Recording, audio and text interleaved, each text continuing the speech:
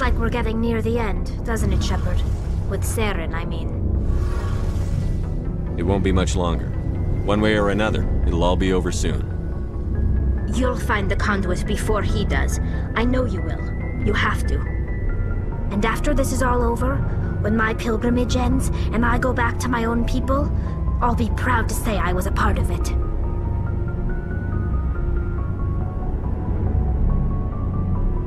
Saren's still got a couple more surprises waiting for us. Yeah, I get that feeling too. But I know you can handle whatever he throws at us. And I'll be right here if you need my help. Tell me about your people.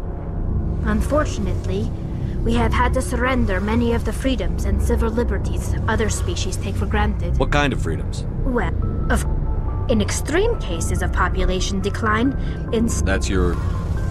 Fortunately, most captains nowadays are smart enough to have an elected council. So the ultimate power rests with It's a safeguard that served us well. In nearly 3 centuries... I want to know more... All I know is the story of their origin. Interesting. The Geth were originally created to serve as an automated manual labor force. Over time, we made small modifications to their programming to allow them to perform more varied... How come the count... But one thing we underestimated was the power of the neural network. A million Geth thinking simultaneously. So, many of the Geth's logic systems... So there's some sort... But when they're in close proximity, they can coordinate... That doesn't make... As you can imagine, this caused a near panic. A general order went out across all Quarian-controlled systems to permanently deactivate all Geth. The Geth responded. We feared the Geth would pursue us, but they never came beyond the Veil. It's hard to feel... Why do you think they cut themselves off from the rest of the galaxy? Why do you think they've killed every organic being who's They didn't kill Saren. What does that tell you? They're the enemy. They want to destroy us. Not just the Quarians. All organic life. I want to know more... This is presented as a gift to the captain. It's not the best way to make... But virtually every pilgrimage ends with a triumphant return. Like what? See you later. Something I can do for you, Commander. Carry on, Adams. Aye, aye, Commander.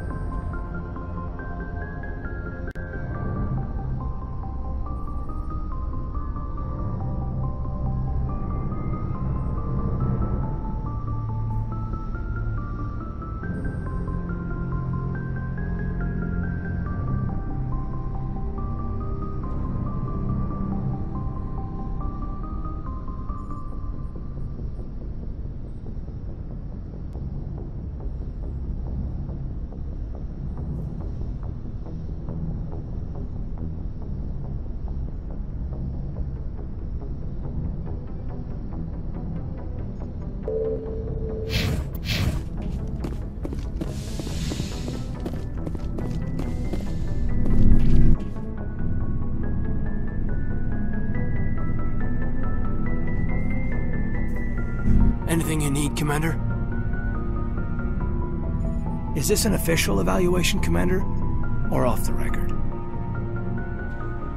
Alenko, when it's just you and me, you can consider it off the record. That's a generous attitude. Okay. This Saren is looking for a lost mass relay to who knows where. But, sorry, Commander. There's writing on the wall here, but someone isn't reading it.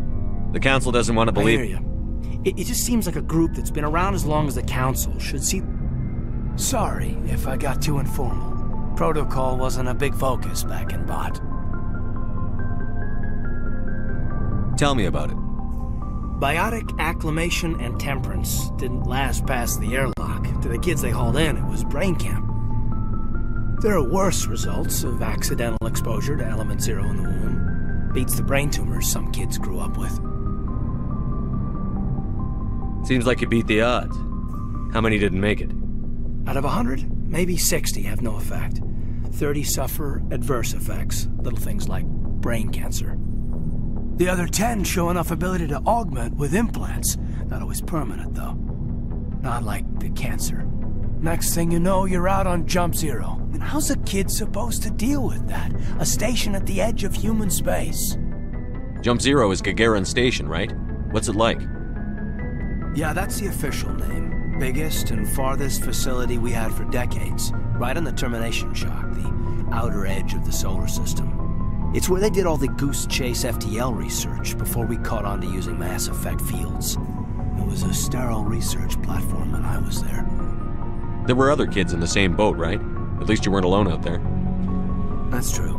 We did have a little circle that'd get together every night before lights out. We didn't have much to do, though. It was a research platform then, and Kinetics kept Jump Zero off the extranet to prevent leaks.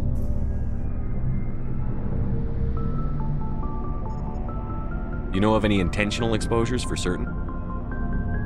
No one knows. Doesn't mean they didn't happen. As big as the exposures were, it was hard to track down accidentals. It was different then. No one knew the potential, so there wasn't a lot of regulation. Anything Kinetics did was gold. I'm not saying they intentionally detonated drives over our outposts, but in retrospect, they were damn quick on the scene. There were other kids. We didn't have much to do, though. Jump Zero is a long way from home. What was it like? The grand gateway to humanity looks a lot better in the vids. But that's my own baggage, Commander. No bearing on this. Alenko, there's no regulation that says you can't be friends with your commander. I appreciate that, Commander. I just don't want you to think that I'm a whiner. Besides, I've got my past squared away.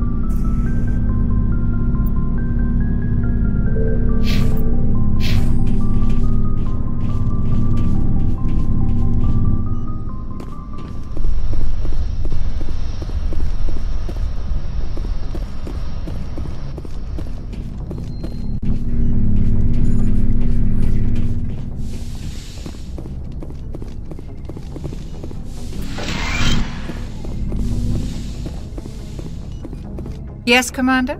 Is there something you need? How well do you know the lieutenant? I'd never worked with him before this mission, but he has an impressive service record, over a dozen special commendations. Tends to keep to himself, though. Maybe because of the headaches. It's not easy being an L2. What does that have to do with it? Well, most biotics now use the L3 implants. Lieutenant Alenko was wired with the old L2 configuration. Sometimes there are complications. What kind of complications? Severe mental disabilities, insanity, crippling physical pain. There's a long list of horrific side effects. Caden's lucky. He just gets migraines. How did you end up serving on an Alliance ship? But humanity needs the Alliance. Ever think you'd be... But there's something special about working on... I should go. Goodbye, Commander.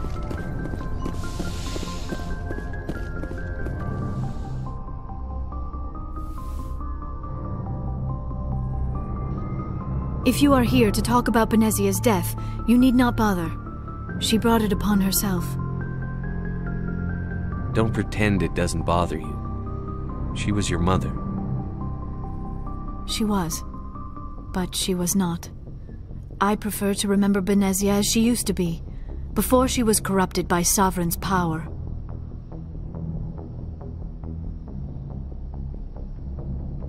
I blame Saren. And if I were you, I'd want revenge. We have enough reason to stop Saren. I do not need to add revenge to the list. Benezia chose her path, just as I have chosen mine. I am with you until the end, Shepard. Tell me about yourself, Liara. Me? I am afraid I am not very interesting, Commander. I spend most of my time on remote digs, unearthing mundane items buried in long-forgotten Prothean ruins. You must enjoy something about it. I love my work. Seeking out history's lost secrets has a special appeal for me. You were actually touched by working Prothean technology. That is why I find you so fascinating, Commander. Sounds like you want to dissect me in a lab somewhere. What? No! I did not mean to insinuate. I never meant to offend you, Shepard. I only meant that you would be an interesting specimen for an in-depth study. No, that's even worse. Calm down, Liara. I was only joking. Joking? Oh, by the goddess, how could I be so dense? You must think I am a complete and utter fool. Now you know why I prefer to spend my time in the field with data disks and computers. I always seem to say something embarrassing around other people. Please, just pretend this conversation never happened. Do you know why Benezia joined up with Saren? Benezia was swept up in events beyond her control and lost herself. She fell under the spell of indoctrination and became part of the very thing she wanted to stop. But I will remember and honor how she lived, not how she died. My mother was strong, kind, and beautiful, and now she is gone. Are you going to be okay? You are kind to ask, Shepard. I do miss her, and I grieve for what happened to her. But I will not let my grief interfere with what we are trying to accomplish. I'd like to know more about the Asari. We were the first species to discover the Citadel. We were instrumental in forming the Council, and we always strive to be the voice of peaceful cooperation in galactic disputes. My people believe we are all part of a single galactic community. Each species contributes something to the greater whole. Although we seek to understand other species, it seems few of them seek to understand us. The galaxy is filled with rumors and misinformation about my people. Like what? Most of the inaccuracies are centered around our mating rituals. My species is monogendered. Male and female have no real meaning for us. We still require a partner to reproduce. This second parent, however, may be of any species and any gender. I don't understand. Your species can mate with anyone? Mating is not quite the proper term, not as you understand it. Physical contact may or may not be involved, but it is not an essential element of the union. The true connection is mental. Our physiology allows us to meld with other beings. We can touch the very depths of their minds. We explore the genetic memory of their species. We share the most basic elements of their individual and racial identities. We then pass these traits on to our daughters. It is how we learn to grow as a species and how we develop a greater understanding of other races. What happens to your partner after the union? Every relationship is different. Some unions are a single encounter with both parents parting ways afterwards. Others can be more long-term. Sometimes an Asari and her partner will stay together for many decades. Do you know who Matriarch Benezia chose as her partner? She rarely spoke of her partner. Though I know my father, if you want to use that term, was another Asari.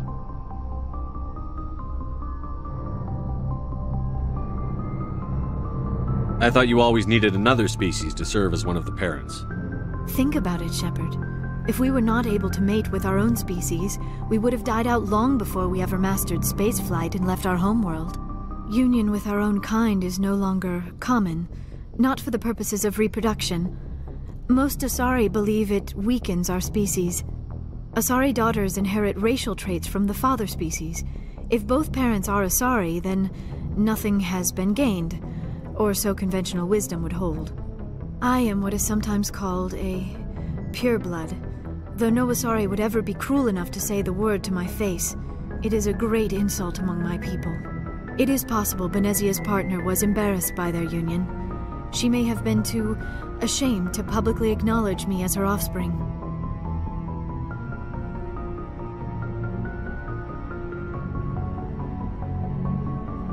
How could anyone abandon their own child? I cannot answer that. This is all speculation on my part. It is possible she wanted to be part of my life, but something happened to her before she had the chance. Benezia never spoke of her partner. Whatever happened, it caused her too much pain to dwell on it. She raised me by herself, though that is not uncommon. Many Asari raise their children alone, particularly if the father species is short-lived. Often the partner will pass on long before the child reaches maturity.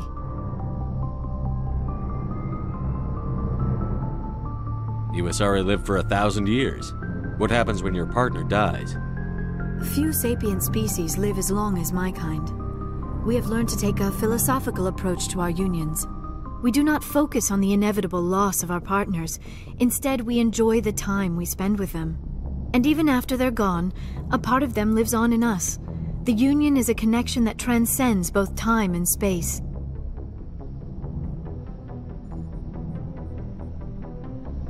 I'd like to know more about the Asari. We were the first... Although we seek to understand other species... I should go.